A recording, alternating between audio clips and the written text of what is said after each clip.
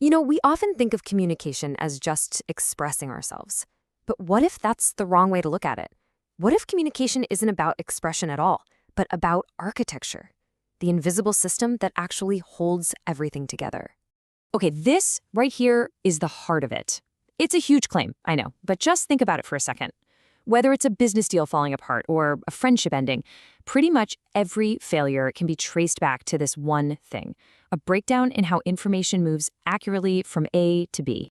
So let's dive into that breakdown point. What does it actually look like when things start to fall apart? Well, the consequences are fast, and they ripple through every single part of our lives. The first thing to go, trust. In that vacuum where clear communication should be, all those unspoken assumptions, they start to feel like facts. And those connections that took years to build, they can crumble in just a few moments. And in a team, the effect is just as bad. A team that can't get information right can't coordinate. It's that simple. All of a sudden, goals don't line up, resentment starts to build, and the whole project just fractures from the inside out. I mean, you could have the most brilliant strategy in the world, but it's totally worthless if it isn't passed along clearly. The plan just decays with every single person who misunderstands their part, their deadline, or the main goal. And that's the real tragedy here. Most of the time, this breakdown isn't happening because of bad intentions. It's because the good intentions never actually made it to their destination. The message just got lost somewhere along the way. So, this brings us to the biggest idea in this whole explainer. It's a foundational reframing of how we even see communication. To fix the problem, we first have to admit that we've been taught to think about it all wrong. Okay, this slide is absolutely key. On the left, you've got expression, and look at what it prioritizes, relief. Its focus is inward on how I feel. And success, it's just about being sincere. But now look at the right side, communication. Its number one priority is accuracy. Its focus is outward. Was it received the way I meant it? And its success is measured by the actual outcome. That's the mental shift we have to make. So if accuracy is the real goal, how do we get there?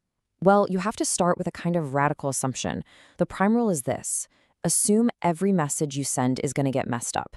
By emotion, by bias, by bad timing. You just have to assume it's going to fail, and then you build a system specifically to make up for that. All right, so if we're starting by assuming failure, how in the world do we build for success? Well, that brings us to the architecture of alignment, the actual practical rules for building communication that you can rely on. The first principle is that precision always beats volume. We have this weird idea that explaining more, just using more and more words, will create more clarity, but it's usually the opposite. More words just create more fog. If you can't say it simply, you probably don't understand it well enough yourself yet. And this lays it out perfectly, the 3 demands of precision. First, economy. Just cut everything that isn't absolutely essential. Second, sequencing. Put your ideas in an order that makes sense, one that builds on the last. And third, framing. You have to consciously choose the context for your message, because that context is what gives your words their real meaning. Now, let's be real. Most communication doesn't fail because someone's trying to be a jerk. It fails because of avoidance. We avoid the hard conversations because they feel uncomfortable right now. But here's the thing. That avoided conversation doesn't just go away. It grows. That small, awkward chat today prevents a huge crisis tomorrow. This is so important. This isn't about suppressing your emotions. It's about containing them. I'm angry is a clean statement of fact. It's information. But you made me angry? That's an accusation. It's emotional leakage, and it immediately puts the other person on the defensive.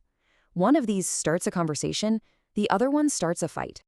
And this is why this discipline is so critical. Look at what happens to us when we're under pressure. Our language precision just plummets. Our reliance on assumptions, it skyrockets. And our tone gets sharp. This is the exact moment we need precision the most. And it's also the moment our brains are least able to do it without a ton of deliberate effort. This leads to a really interesting question, one we don't think about nearly enough. When you choose not to say anything, what are you actually communicating? And the answer is you're always communicating something.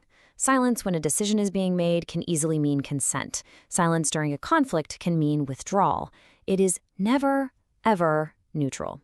Now, using silence on purpose can be a powerful tool, but accidental silence, that's a huge liability that lets everyone else write the message for you. So after all of this discipline, this focus on architecture, what's the end result? What kind of person does this system actually produce? Let's talk about the reliable communicator. What you get is someone who is, above all else, reliable. Someone whose words you can actually trust because they've been chosen carefully. They're the person who clarifies things before they become problems. They don't run from necessary conflict. And maybe most importantly, their actions and their words are always lined up. There's just no gap.